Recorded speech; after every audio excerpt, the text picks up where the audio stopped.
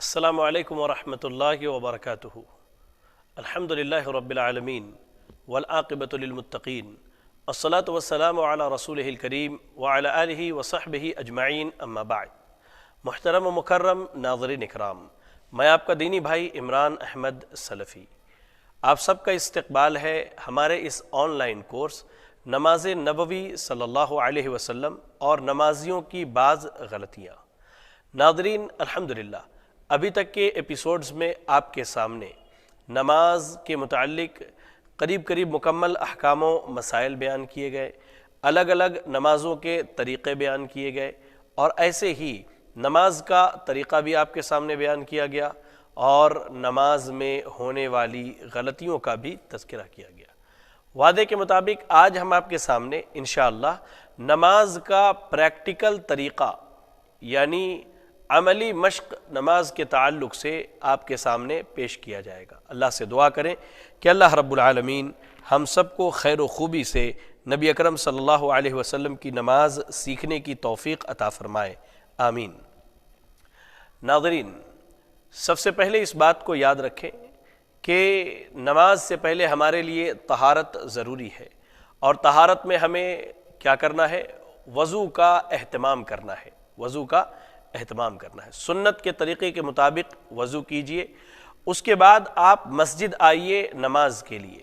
ہم جو نمازیں پڑھتے ہیں ان میں امام اور مقتدی کی کئی صورتیں شریعت نے بیان کی ہیں۔ پہلی صورت یہ ہے کہ امام کے ساتھ اگر ایک مقتدی ہو تو ہم کیسے کھڑے ہوں، امام کے ساتھ ایک سے زائد مقتدی ہوں تو ہم کیسے کھڑے ہوں۔ اس مسئلے کو ہم نے صف بندی کے مسائل میں آپ کے سامنے رکھی تھی، لیکن آج پریکٹیکل میں اس چیز کی ہم آپ کے سامنے وضاحت کریں گے۔ لہذا میں آج پریکٹیکل کے لیے استقبال کرتا ہوں اپنے دو بھائیوں کا۔ ایک بھائی ہمارے شیخ عدنان ہیں اور دوسرے داؤد با حمید ہیں۔ اللہ سے دعا کرے کہ اللہ تعالی ہمارے ان دونوں بھائیوں کو جزائے خیر دے جو انہوں نے ہمارے ساتھ آج اس پریکٹیکل میں حصہ لیا ہے۔ میں داؤد بھائی سے گزارش کرتا ہوں کہ آپ آ جائیں۔ دیکھیے ناظرین، اگر امام کے ساتھ ایک مقتدی ہو تو وہ امام کی دائیں جانب کھڑا ہوگا، امام کی دائیں جانب کھڑا ہوگا، اس طرح جیسے یہ میرے دائیں جانب کھڑے ہیں، اور بالکل ایسے قدم سے قدم ملائے گا اور کاندھے سے کاندھا ملا کر کھڑا ہوگا۔ اگر امام کے ساتھ ایک سے زائد مقتدی ہوں، 2 3 4، تو وہ کیسے کھڑے ہوں گے؟ تو عدنان صاحب آپ آ جائیے، یہاں کھڑے ہو جائیں۔ دیکھیے، امام اس طرح سے سامنے کھڑا ہوگا اور مقتدی جو ہے ایک سے زائد ہیں تو اس کے پیچھے کھڑے ہوں گے۔ اگر مقتدیوں میں کوئی بچہ ہے تو وہ بھی اگلی صف میں کھڑا ہو سکتا ہے، اس میں کوئی حرج کی بات نہیں ہے۔ اور اگر کوئی عورت ہے اور عورت کے لیے الگ سے مصلی کا اہتمام نہیں تو وہ پیچھے کے صف میں مردوں کے پیچھے کھڑی ہو سکتی ہے۔ آئیے ناظرین، میں آپ کو ایک اہم مسئلے کی طرف لے کر کے چلوں۔ صف بندی میں ہمیں صف کیسے ملانی ہے؟ تو یاد رکھیں، سنت سے جو ثابت ہے وہ یہ ہے کہ قدم سے قدم اور کاندھے سے کاندھا ملایا جائے، جس طرح ہمارے یہ دونوں بھائی کھڑے ہیں۔ سنت کے مطابق قدم سے قدم اور کاندھے سے کاندھا کب ملے گا؟ جب ہر آدمی اپنے جسم کے مطابق اپنے پیروں کو پھیلائے گا۔ اگر ہم بہت زیادہ پیر پھیلا دیں تو وہ بھی ہمارے لیے کیا ہے؟ مناسب نہیں ہے، یا بہت زیادہ سکوڑ لیں وہ بھی مناسب نہیں ہے صف بندی کے لیے۔ تو آپ دیکھیے، جس طرح انہوں نے اپنے جسم کے اعتبار سے اپنے قدم پھیلائے ہیں تو یہاں کاندھے سے کاندھا بھی مل رہا ہے، اور پیچھے سے ہم دیکھ لیتے ہیں۔ دیکھیے یہاں قدم سے قدم بھی الحمدللہ ملا ہوا ہے، یہاں دیکھیں قدم سے قدم بھی ان دونوں بھائیوں کے ہمارے ملے ہوئے ہیں، کاندھے سے کاندھا بھی اور قدم سے قدم بھی۔ آ جائیں، یہ تو ہو گئی صف بندی میں ایسے کھڑا ہونا ہے۔ حدیث کے الفاظ ہیں کہ جب کھڑے ہوں تو اپنے بھائی کے لیے کے ساتھ نرمی کے ساتھ کھڑے ہوں، اطمینان کے ساتھ کھڑے، اور جو صفوں کو ملاتے ہیں اللہ ان کے دلوں کو ملاتا ہے، اور جو صفوں کو کاٹتے ہیں اللہ ان کے دلوں کو کاٹ دیتا ہے۔ تو یہ تو صف بندی کی بات ہو گئی۔ اللہ آپ دونوں بھائیوں کو جزائے خیر دے، اللہ آپ کو خیر و عافیت سے رکھے، دنیا اور آخرت کی بھلائی عطا فرمائے، بارک اللہ فیکم۔ اب ہم نماز کی ابتدا کریں گے۔ اس سے پہلے یاد رکھیں کہ نماز کی ابتدا سے پہلے سب سے بنیادی بات ہمارے معاشرے میں اس تعلق سے جو بدعت پائی جاتی ہے، وہ بنیادی بدعت یہ ہے کہ ہم نماز کے لیے زبان سے نیت کرتے ہیں۔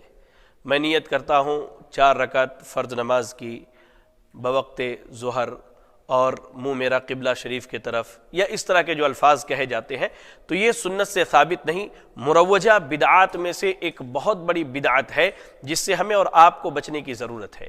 ہاں یاد رکھیں، نماز کے لیے نیت ضروری ہے، لیکن نیت دل کے ارادے کا نام ہے، نہ کہ زبان سے اس طرح کی باتوں کی ادائیگی کا۔ جب ہم نے ارادہ کیا، دل میں ارادہ کر لیا، گھر سے نکلے کہ میں ظہر کی نماز کی ادائیگی کے لیے جا رہا ہوں، یا عصر کی نماز کی ادائیگی کے لیے، یا مغرب کی یا عشاء کی نماز کی ادائیگی کے لیے، تو جب ہم مسجد پہنچے الحمدللہ، اب ہم نماز کیسے پڑھیں گے؟ تو میں بحیثیت امام آپ کو ایک نماز پڑھ کے دکھا رہا ہوں، ٹھیک ہے، اور اس دوران میں آپ سے بہت ساری باتیں بھی کروں گا، جہاں غلطیاں ہیں ان غلطیوں کی اصلاح کی کوشش بھی کروں گا۔ چلیے، سب سے پہلے ہم نے مؤذن صاحب نے تکبیر اقامت کہہ دی ہے، اب ہماری ذمہ داری سب سے پہلے کہ ہم تکبیر تحریمہ کہیں، اور تکبیر تحریمہ کہتے ہوئے اپنے ہاتھ کو اٹھائیں۔ ہاتھ جو سنت کے مطابق اٹھانا ہے، یا تو وہ ہمارے کاندھے تک ہوں گے، یہ کاندھے تک، یا ہمارے کانوں تک ہوں گے، کان کے لو کے برابر ہوں گے، یا کاندھے تک ہوں گے، اس طرح سے۔ جو بھائی عموماً نیت کرتے وقت اللہ اکبر جب کہتے ہیں تو اپنے ہاتھوں کو کان کے لو سے ایسے لگاتے ہیں، آپ یاد رکھیں یہ سنت سے ثابت نہیں ہے، بلکہ یہ سنت کے خلاف عمل ہے۔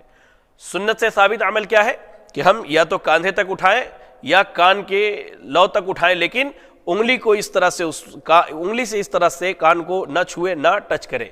بہرحال تو ہم کیا کہیں گے؟ اللہ اکبر، اس طرح سے ہمارے ہاتھ ہوں گے قبلہ کی جانب۔ یاد رکھیں، نماز جب بھی پڑھیں، چاہے نماز کی کسی بھی حالت یا کیفیت میں ہو، ہمیں کیا کرنا ہے؟ ہمارا سارا جسم جو ہے قبلہ کی طرف۔ بعض بھائی جب کھڑے ہوتے ہیں تو اپنے پیروں کو ایسے رکھتے ہیں، دیکھیے اس طرح سے، یہ سنت کے خلاف ہے۔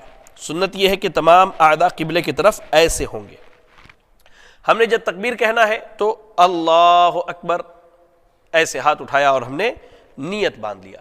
نیت کے لیے جو احادیث وارد ہیں، چاہے وہ وائل بن حجر رضی اللہ تعالی عنہ کی ہو، یا دوسری جو سنن کی ہمیں اور صحیح کی روایتیں ملتی ہیں، ان میں یہ ہے کہ انسان اپنے کلائی کو جو ہے کلائی پر رکھے، ایسے رکھے کلائی کو کلائی پر، یا ان ہاتھ کی انگلیوں کو یہاں اپنے کہنی کے پاس رکھے، ہاتھ کی انگلیوں کو کہنی کے پاس رکھے، کوہنی کے پاس رکھے۔ تو ہم نے کلائی پر رکھا، اللہ اکبر کہہ کے ہم نے کلائی پر رکھا، سبحان اللہ، کلائی پر رکھے، اور کہاں باندھے؟ سینے پر باندھے، سینے پر باندھے۔ صحیح ابن خزیمہ کی جو سب سے صحیح روایت ہے اس باب میں وہ یہی ہے کہ انسان ہاتھ کو سینے پر باندھے۔ جو روایت بڑی مشہور ہے حضرت علی رضی اللہ تعالی عنہ کے تعلق سے، جس میں تحت السرہ کا ذکر ہے ناف کے نیچے باندھنے کا، تو یاد رکھے وہ سند کے اعتبار سے درست نہیں ہے، علماء نے اس کو نکارا ہے اور اسے ضعیف قرار دیا۔ اور آپ ایک چیز یاد رکھیں، ہم ہاتھ ایسے باندھے یا ہاتھ کلائی پر رکھے، وہ خود بخود سینے پر چلائے گا، خود بخود سینے پر چلائے گا۔ الحمدللہ ہمارے معاشرے میں ہمارے احناف بھائی کیا کرتے ہیں، مرد حضرات ناف کے نیچے ہاتھ باندھتے اور خواتین سینے پر ہاتھ باندھتی ہے۔ تو یاد رکھیں یہ تفریق نماز میں اللہ کے نبی صلی اللہ علیہ وسلم سے ثابت نہیں ہے، آپ صلی اللہ علیہ وسلم نے کہیں بھی ایسا نہیں کہا ہے، نہ کیا ہے۔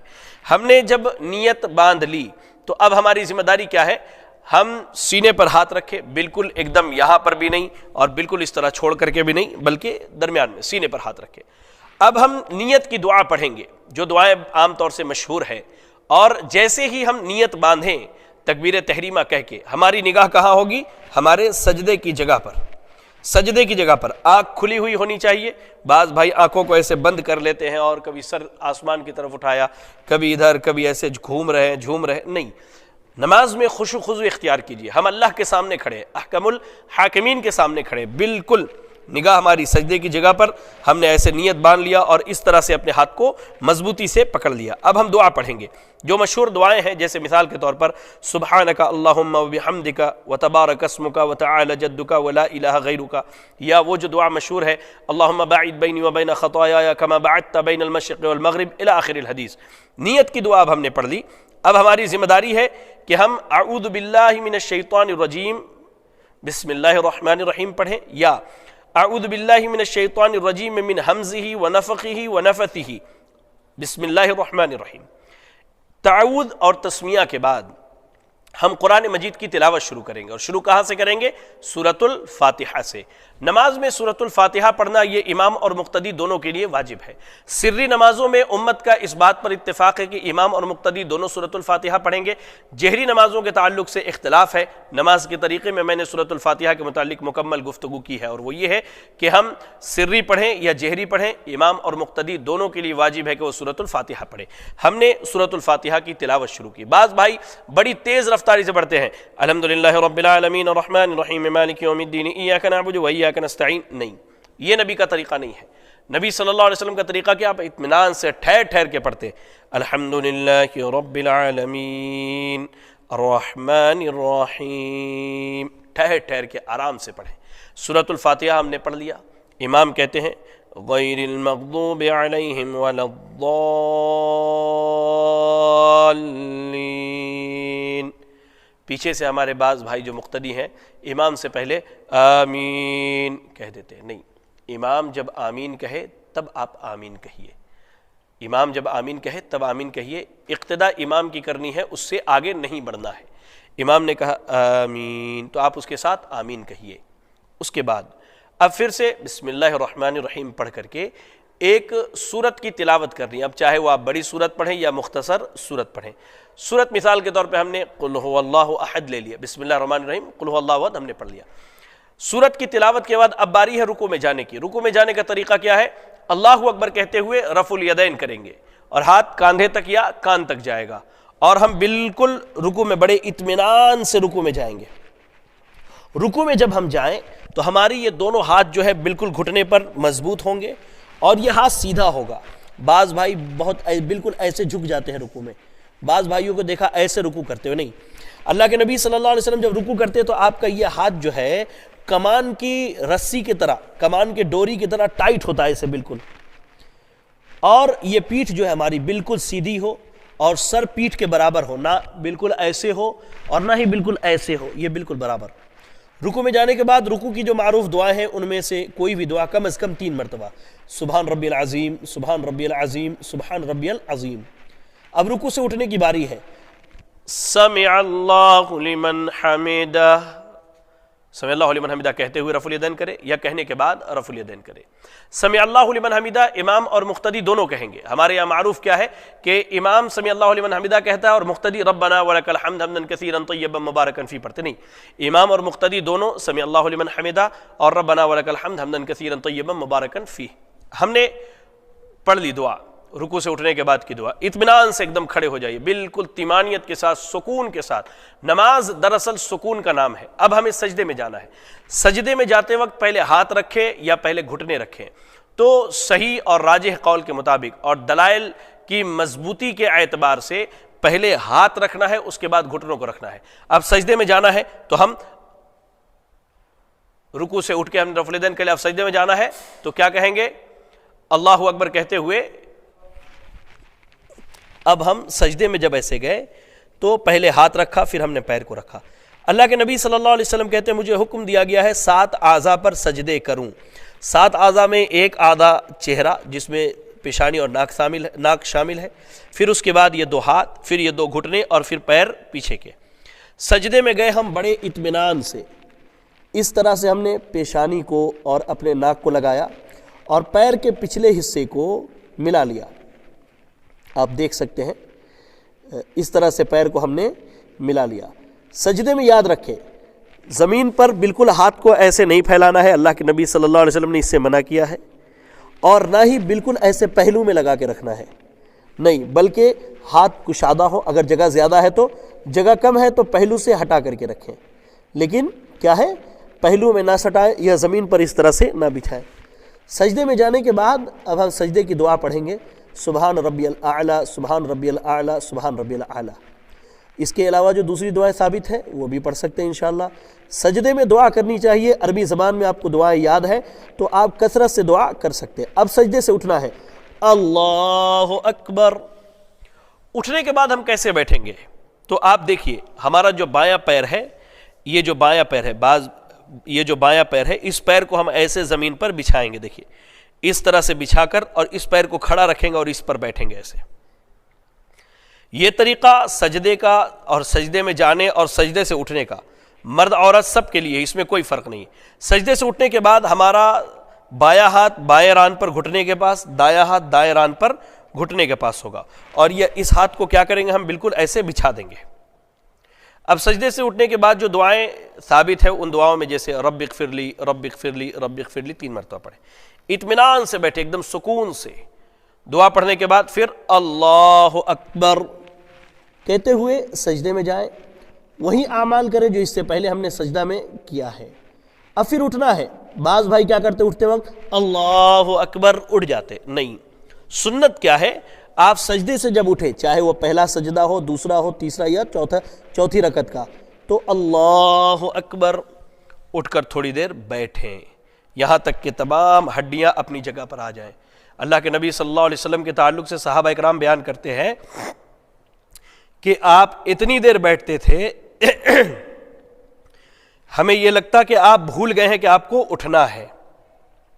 سجدے سے اٹھنے کے بعد اس طرح بیٹھیں پہلی رکعت میں، اب پھر جو ہے اٹھ جائیں، آپ مختصر بیٹھیں، لمبا نہیں، مختصر بیٹھے۔ اٹھنے کے بعد پھر اپنی جگہ پر کھڑے ہو گئے، پھر سے دوبارہ ہاتھ سینے پر اور کلائی کے اوپر، کلائی بائیں ہاتھ کے اوپر، دایاں ہاتھ سینے پر باندھ لیا ہم نے، پھر بسم اللہ الرحمن الرحیم پڑھیں، سورۃ الفاتحہ کی تلاوت کریں، پھر کوئی مختصر سی سورت پڑھیں، پھر اللہ اکبر کہتے ہوئے رکوع میں جائیں۔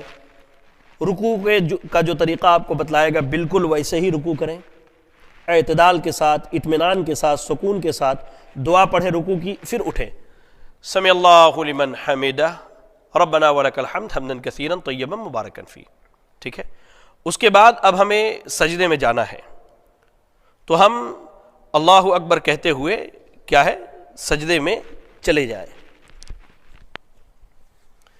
سجدہ جیسے کرنے کا بتایا گیا ویسے ہی کریں، تمام اعضاء سیدھے ہوں، قبلے کی طرف ہوں، سجدے کی دعا پڑھیں، اللہ اکبر کہتے ہوئے پہلے سجدے سے اٹھیں، سبحان ربی اللہ رب اغفر لی رب اغفر لی رب اغفر لی پڑھیں، پھر اللہ اکبر کہتے ہوئے سجدے میں جائیں، اطمینان اور سکون سے سجدہ کریں، اللہ سے جتنی چاہے دعائیں مانگیں، عربی زبان میں آپ کو دعائیں یاد ہیں تو دعائیں پڑھیں، پھر اللہ اکبر کہتے ہوئے بیٹھیں۔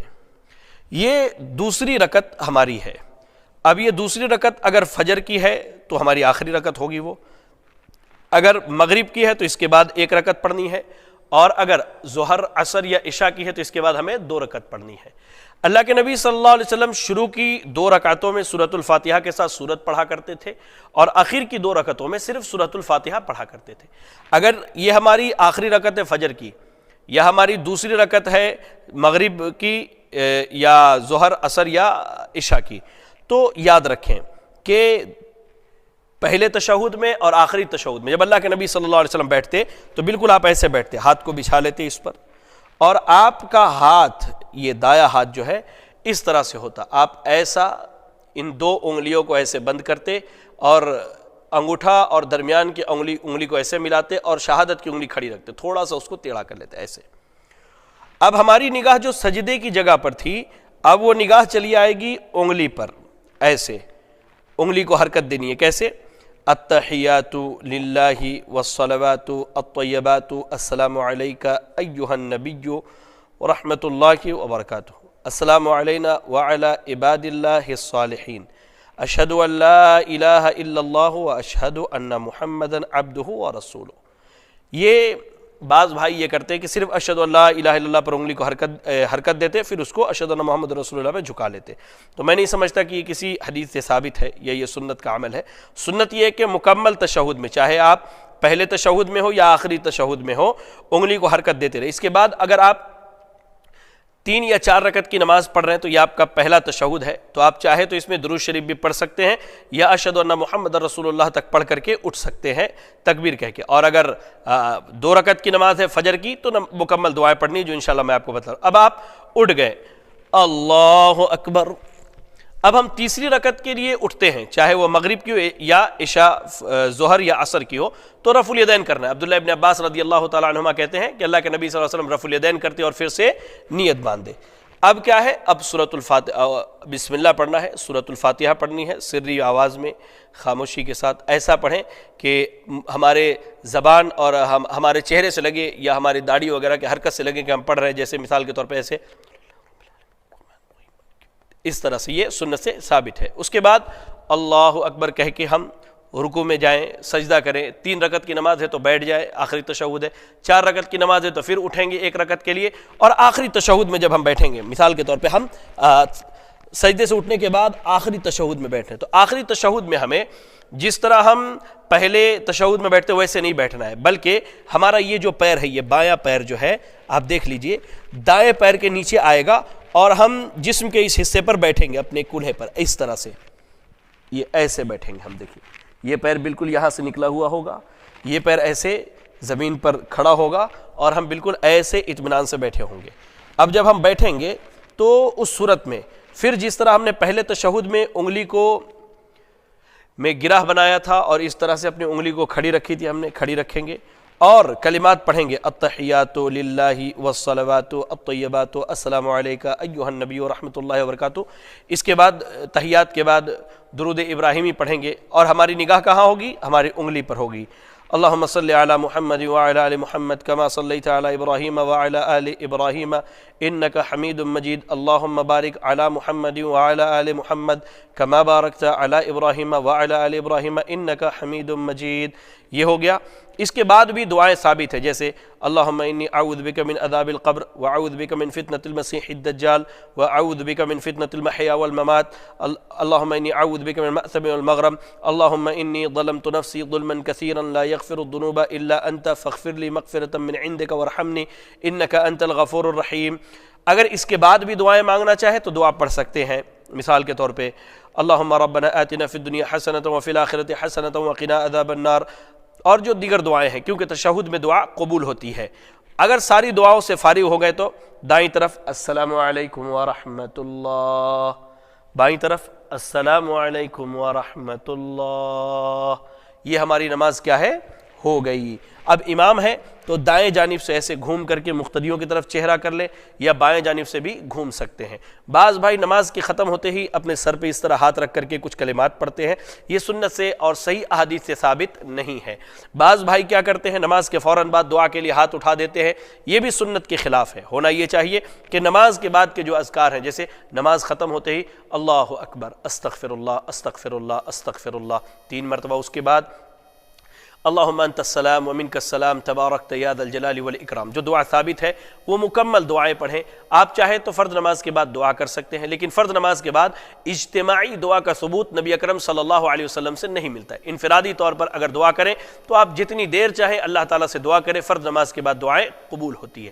اس طرح سے ہماری 2 اور 4 رکعت کی نماز مکمل ہو گئی۔ یاد رکھیں میرے بھائی، نماز کے لیے نیتوں کو خالص رکھیں، سنت کی اتباع کریں، کیونکہ یہ 2 ایسی شرطیں ہیں جس کی بنیاد پر ہماری عبادتیں قبول ہوتی ہیں۔ ہم زندگی بھر نماز پڑھتے رہے، سنت کے مطابق پڑھیں لیکن کسی اور کو دکھانے کے لیے، یہ بھی اللہ کو قبول نہیں۔ اور اخلاص کے ساتھ پڑھیں، بالکل اللہ کے لیے پڑھیں لیکن سنت کے مطابق نہیں، یہ بھی اللہ کو قبول نہیں۔ مرد اور عورت کی نماز میں کوئی فرق نہیں ہے، سوائے اس کے کہ مرد امام مصلی پر آگے کھڑا ہوگا، اور عورت اگر امام ہے، عورتوں کی امامت کرا رہی ہے تو وہ درمیان صف کے درمیان میں کھڑی ہوگی، اور اس کے دائیں بائیں خواتین کھڑی ہوں گی، نہ کہ وہ مرد امام کی طرح آگے کھڑی ہوگی۔ یہ بس فرق ہے، بقیہ سارے نماز کے ارکان واجبات ساری چیزیں جو ہے مرد عورتوں کے درمیان مشترک ہے، کوئی چیز ان میں فرق نہیں، اور جو فرق کرتے ہیں ان کے پاس میں سمجھتا ہوں کوئی مستحکم اور مستند دلیل نہیں ہوگی اور نہ ہی موجود ہے۔ لہذا اللہ سے دعا کرے کہ اللہ رب العالمین میری، آپ کی اور تمام اہل اسلام کی اصلاح فرمائے، ہمارے نمازوں کی اللہ تعالیٰ اصلاح فرمائے۔ ناظرین، میں آپ کو ایک پیغام مزید دینا چاہتا ہوں۔ الحمدللہ یہ ایک بہترین دعوتی دینی کورس تھا ہمارا نماز نبوی صلی اللہ علیہ وسلم کے متعلق۔ اللہ سے دعا کریں کہ اللہ رب العالمین ہم سب کو اس ورکشاپ میں اور اس آن لائن کورس میں جو جو باتیں ہم نے سیکھی ہیں اس پر عمل کرنے کی توفیق عطا فرمائے۔